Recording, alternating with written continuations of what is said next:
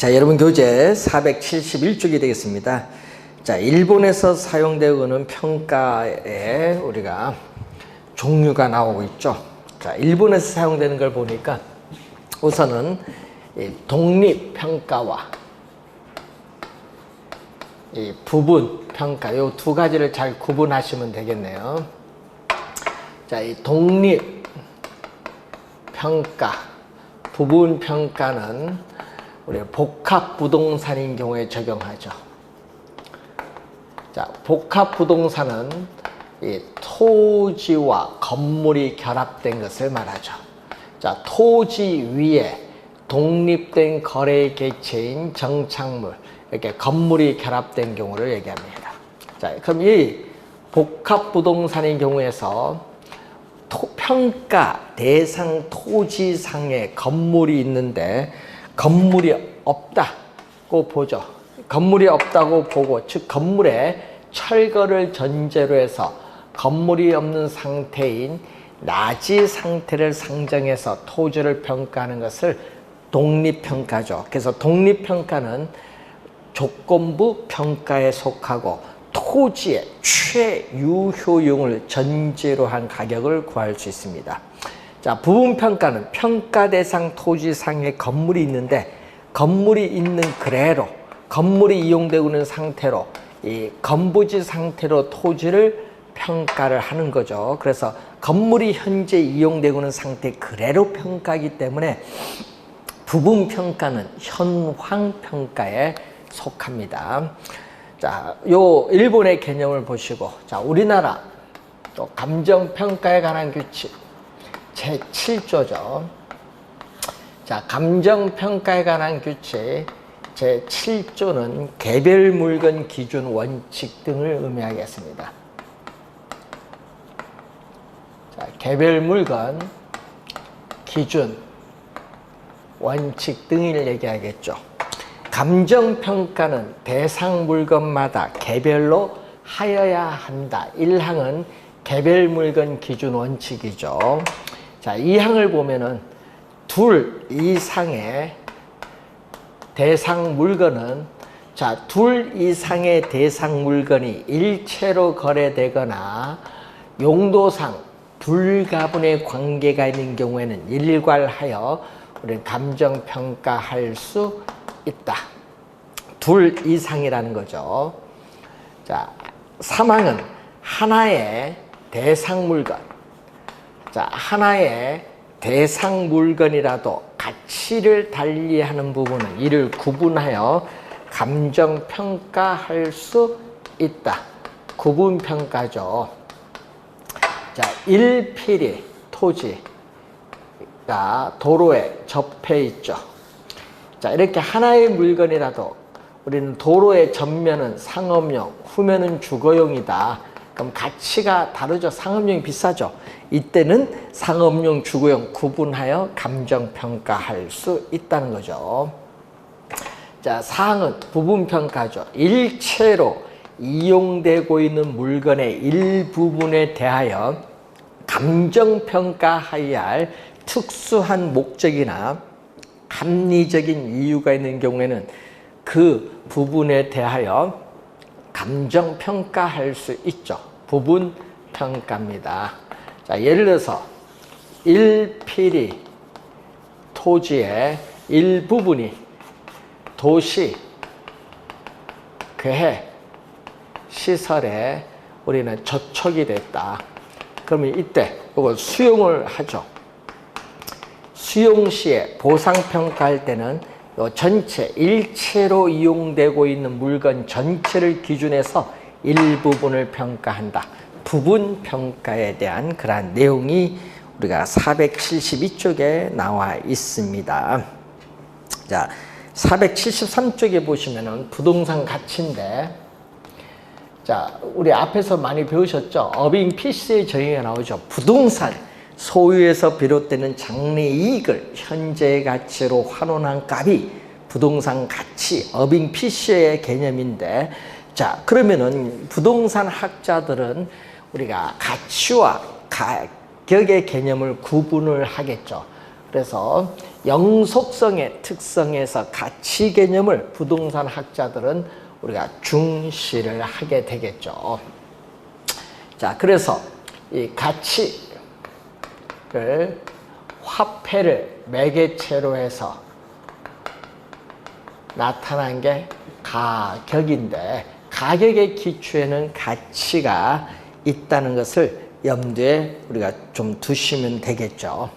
자, 이때 부동산 학자들은 그래서 가치와 가격의 개념을 구분을 하죠. 가격은 공인중개사가 중시하는 개념이고, 가치는 우리가 감정, 평가사가 중시하는 개념이다. 이렇게 보시면 되겠습니다. 자, 개념상 차이가 있어요. 자, 부동산 시장에서 부동산 거래가 성립되었을 때 매수자와 매도자 사이에 교환의 대가로서 실제로 지불한 금액이 가격이라면은, 가치는 부동산 소유에서 비롯되는 미래이익을 현재의 가치로 환원한 값이 가치죠. 자, 그래서 가격은 과거의 시점, 자, 과거의 시점에서 부동산 거래가 성립되었을 때 가치는 과거의 값인 반면, 우리는 가치는 현재 시점에서 우리는 미래이익을 현재 가치화한 현재 값을 의미한다. 25회 시험에 정답으로 또 출제를 했었죠. 자, 그리고 가치는, 현재 시장에서의 가치는 4억인데 금매물로 3억에 매각됐다면은 금매물 시점에서의 부동산 가격이 1억 하락했다고 볼 수 없죠. 가격과 가치 사이에는 뭐가 존재한다? 오차인데 플러스 오차일 수도 있고 마이너스 오차일 수도 있다. 이렇게 오차가 존재한다는 내용이죠. 자, 가격은, 자, 교환의 대가로서 실제로 지불된 시점에서의 가격은 단 한 개 존재하죠. 뭐 4억 하나 존재하지만, 가치는 어떻게 돼? 보는 사람의 견해에 따라 일정 시점에 보면은 교환가치, 담보가치, 과세가치, 보험가치, 가치는 여러 개 존재할 수 있다. 가치의 다원적 개념이 나타나죠. 자, 가치는, 우리는 사람에 따라 가치는 달라지는 우리 주관적이죠. 개인적인 특성에 따라 가치는 차이가 있습니다. 주관적이면서 추상적 개념이고, 화폐로 표시된 가격은 객관적이죠. 1제곱미터당 얼마, 객관적이고 구체적으로 나타난 값입니다. 그래서 이 부동산 가치가 상승하면, 부동산 가격도 상승하고, 부동산 가치가 하락을 하면은 부동산 가격도 하락을 합니다. 그래서 부동산 가치와 부동산 가격은 같은 방향으로 변동을 하는데, 물가가 지속적으로 상승하는 현상, 인플레이션이 발생하면은 화폐 가치는 하락하죠. 화폐 가치는 하락을 하는데 부동산 가격은 상승을 하죠. 이때 화폐 가치와 부동산 가격은 이렇게 반대로 변동하는 역관계에 있다. 역방향으로 변동한다. 이렇게 보시면 되겠네요. 단기에는 가격이 가치로부터 괴리가 돼요. 그래서 우리는 공급량이 수요량보다 많은 초과 공급일 때는 공급자 간의 경쟁에서 가격이 가치 이하로 하락을 하고, 우리는 수요량이 공급량보다 많은 초과 수요일 때는 수요자 간의 경쟁에서 가격이 가치 이상으로 상승을 합니다. 그렇기 때문에 장기에는 가치와 가격이 일치되게끔 조정이 이루어진다. 가격이 가치에 일치되게끔 조정이 이루어지죠. 자, 그래서 가치는 가격의 장기적인 균형치로서의 성격을 가지고 있다. 이렇게 볼 수 있겠습니다. 자, 여러분 교재 475페이지에 가치의 여러 가지 개념이 나오는데 보험 가치는 보험금 산정, 구하는 거죠. 산정과 보상에 대한 기준으로 사용되는 가치 개념이고 과세 가치는 중앙정부나 지방자치단체에서 소득세나 재산세를 부과하는 데 사용되는 기준인데 관련 법규에 의해서 조정된 부동산의 가치를 말합니다. 사용 가치는 부동산을 특정 용도로 사용될 때에 가질 수 있는 가치로서 교환 가치와는 아무런 상관이 없습니다. 공익 가치는 어떤 부동산의 최고, 최선이용, 최유효용이 사적인 목적인 경제적 우리가 이용에 있는 것이 아니라 우리 자연 환경의 보존이나 보존과 같은 공공 목적의 비경제적 이용에 있을 때 대상 부동산이 가지는 가치를 공익 가치라고 하죠. 자, 투자 가치는 우리 앞에서 배웠죠. 투자 대상 부동산이 투자자에게 부여하는 주관적 가치를 투자 가치라고 한다. 주관적 가치입니다. 자, 장부 가치를 보면은 대상 부동산의 최초의 취득 가격에서 법적으로 허용하는 방법에 의한 감가상각분을 제외한 남아있는 장부상의 잔존, 남아있는 가치를 우리는 장부 가치라고 하죠. 잔존이라는 건 남아있는 겁니다. 자, 이 가치의 다원적 개념에 대한 설명을 우선 확인을 해봤고요. 자, 476페이지 보시면은 자, 토지의 특성에 따라서 부동산 시장에서의 가격, 가치는 어떤 특성을 가지고 있느냐. 자, 토지의 특성에 따라서 우리는 부동산 시장에서의 부동산 가격 또는 부동산 가치의 특징이 나타나겠죠. 자, 부동산 시장에서 매도자와 매수자 사이에 거래가 성립됐을 때 교환의 대가로서 실제로 지불한 금액이 바로 협의, 좁은 의미죠.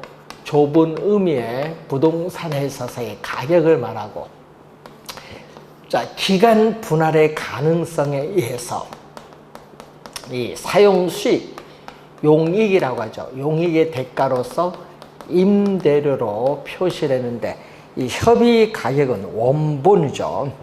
자, 소유함으로써 얻는 이익에 대해서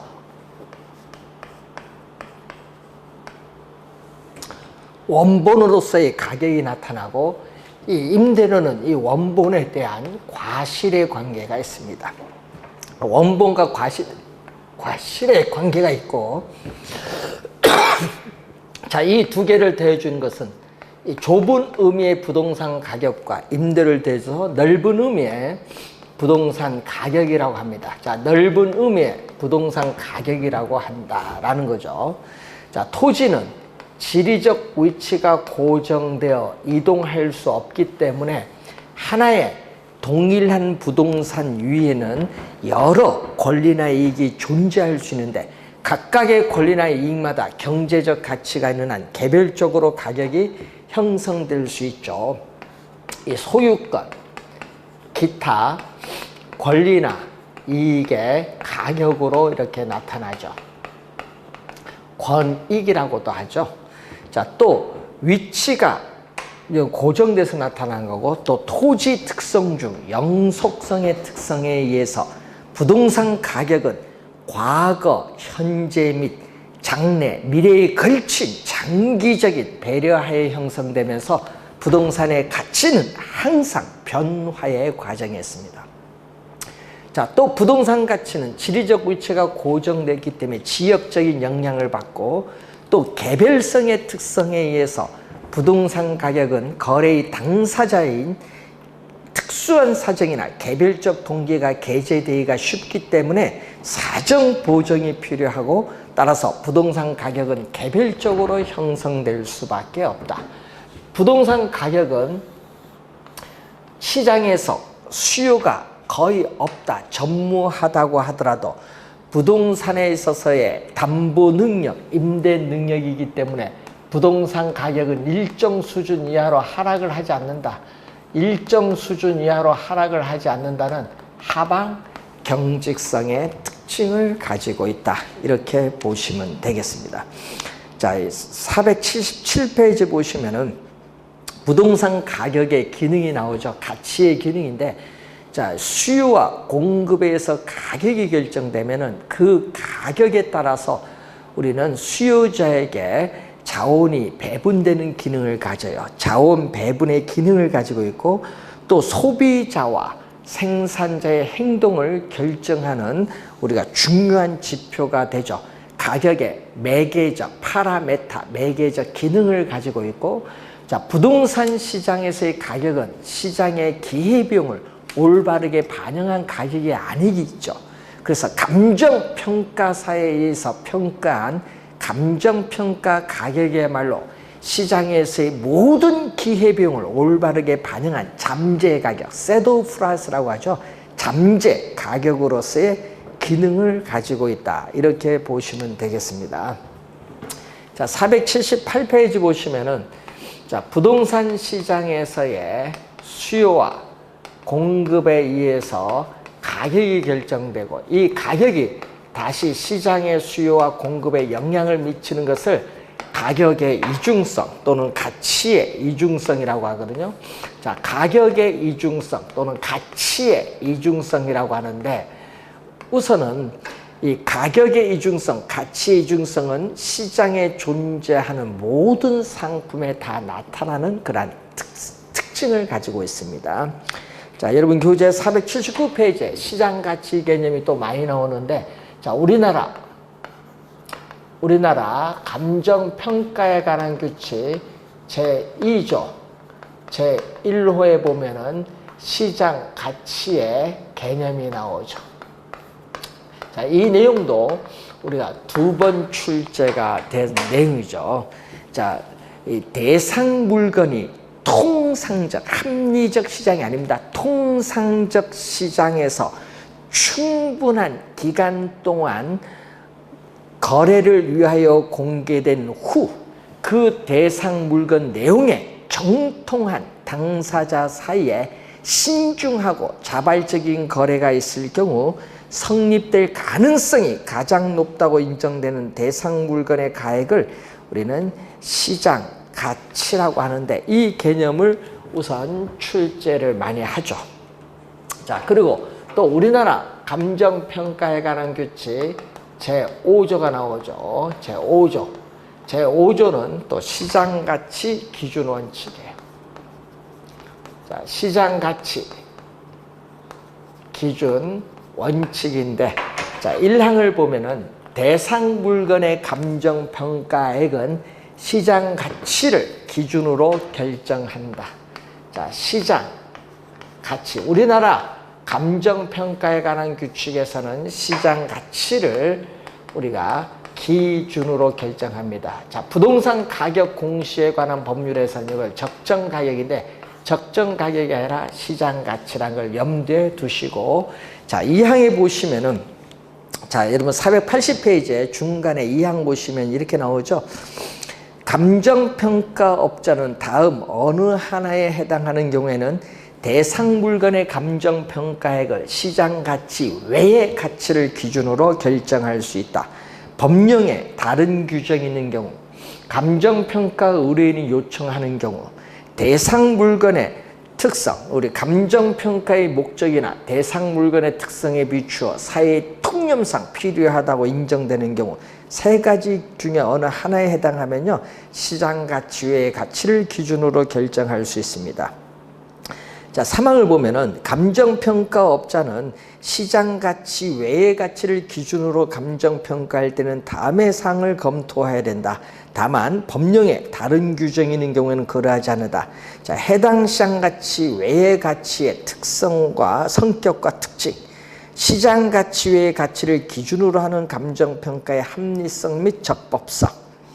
자, 그리고 4항을 보면은 감정평가업자는 시장 가치 외의 가치를 기준으로 하는 감정평가의 합리성 및 적법성이 결여되었다고 판단할 때는 의뢰를 거부하거나 수임을 철회를 할 수 있다라는 내용이죠. 자, 이 조문이 또 시험 지문에 또 자주 출제를 하고 있다 이렇게 보시면 되겠습니다. 조문이 자주 나온다 이런 얘기겠죠.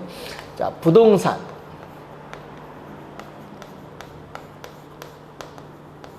가치의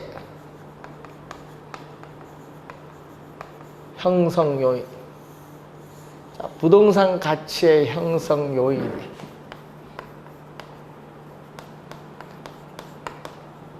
부동산 가치의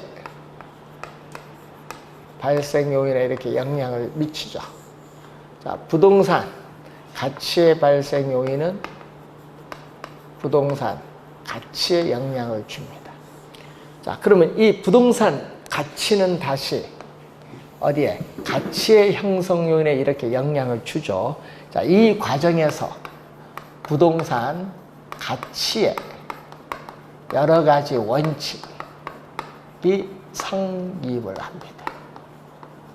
자, 400 우리가 81페이지 보시면은 부동산 가치의 발생 요인이 나오죠. 자, 부동산 가치에 영향을 미치는 가치의 발생 요인은 크게 경제적 측면. 자, 경제적 측면에서의 요인이 나오고 또 법적 측면에서의 요인이 나오겠죠. 자, 경제적 측면에서 요인을 보면은 시장에서 수요와 공급의 상호 결합에 의해서 가치에 영향을 미치고 있는데 이 수요에 영향을 미치는 요인 우리가 두 가지가 있죠. 유용성 또는 효용이죠. 자, 유용성, 효용인데 이것은 부동산에 관한 인간의 욕구를 만족시켜 줄 수 있는 능력입니다. 그래서 인간의 부동산에 관한 욕구를 만족시켜 줄 수 있는 능력을 얘기하죠. 자, 유용성을 우리가 측정하는 중심으로서 주거용 부동산인 경우에는 주택을 소유하여 생활함으로써 느끼는 만족도인 쾌적성이죠.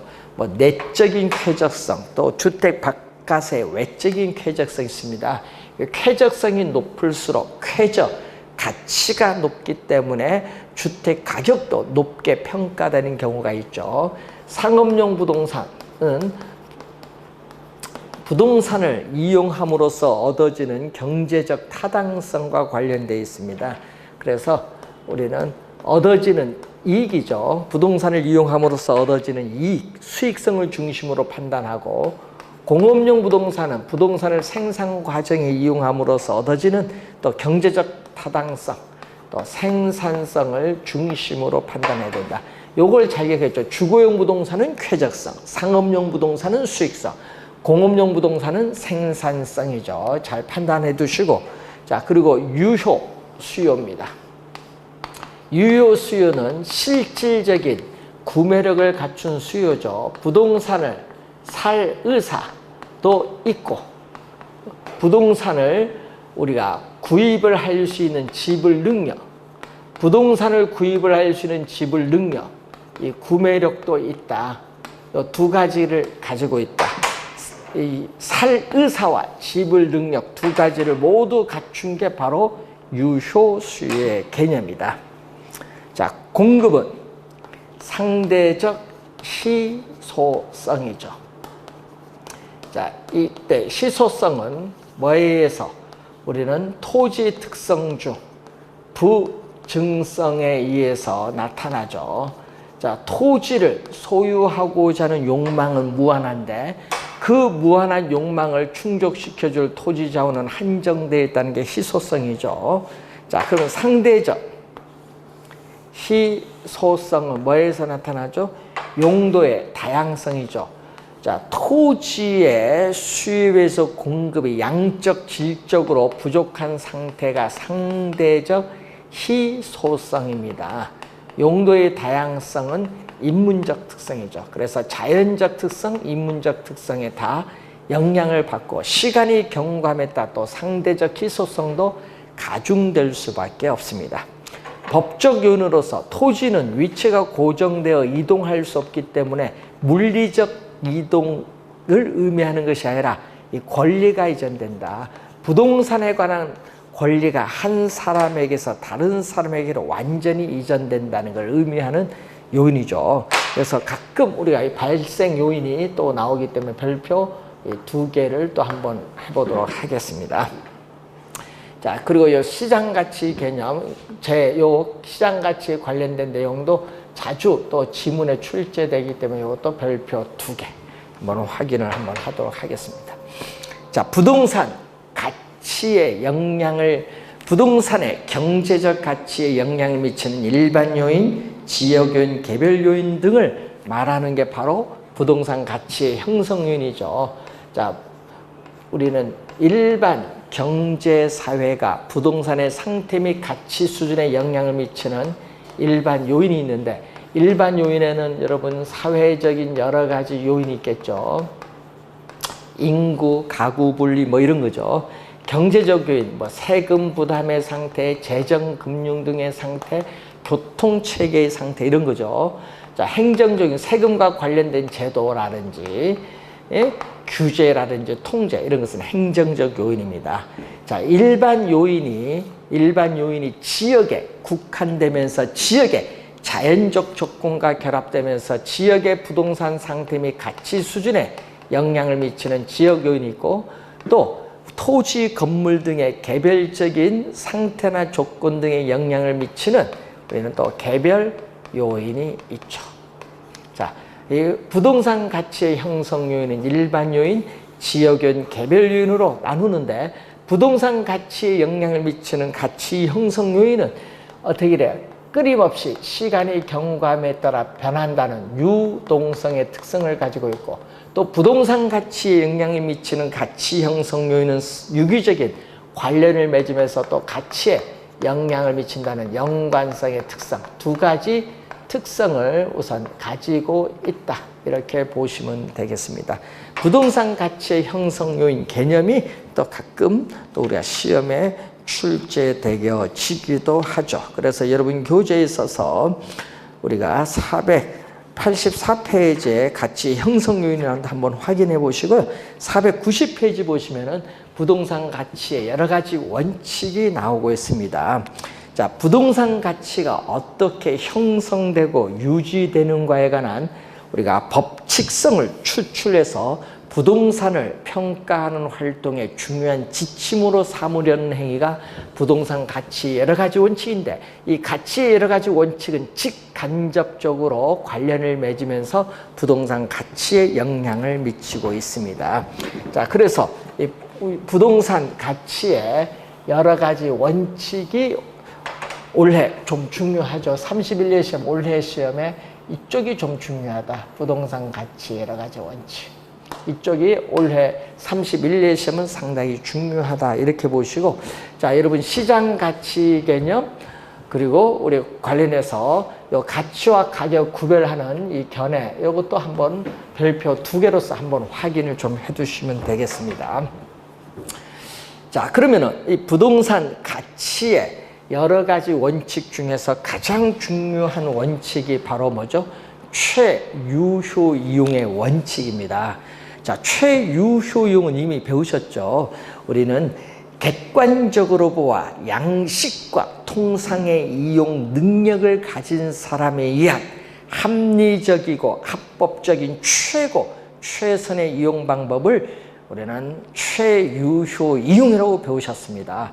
자, 그러면은 이 부동산 가치는 최유효 이용의 상태를 전제로 파악되는 가격을 표준으로 하여 형성된다는 원칙이 우리는 최유효 이용의 원칙인데, 그 최유효 이용의 원칙이 가장 중요한 가치 판단의 전제가 되는 원칙입니다. 그래서 이 최유효 이용의 원칙의 내부적 요인, 그리고 외부적 요인, 내부적 요인, 외부적 요인, 또 토대가 되는 원칙, 최유효 이용의 원칙과 직접적이 아닌 간접적으로 관련 있는 원칙은 또 어떤 게 있느냐. 자, 이 관련된 내용은 상당히 중요합니다. 그래서 별표 3개인데, 자, 이 내용에 대해서 여러분은 우리가 다음 주에 우리가 강의를 진행을 하도록 이렇게 하는데, 여러분 교재 494페이지에 변동의 원칙부터 다음 주에 우리가 강의를 진행을 하도록 하겠습니다. 자, 오늘 수고하셨습니다.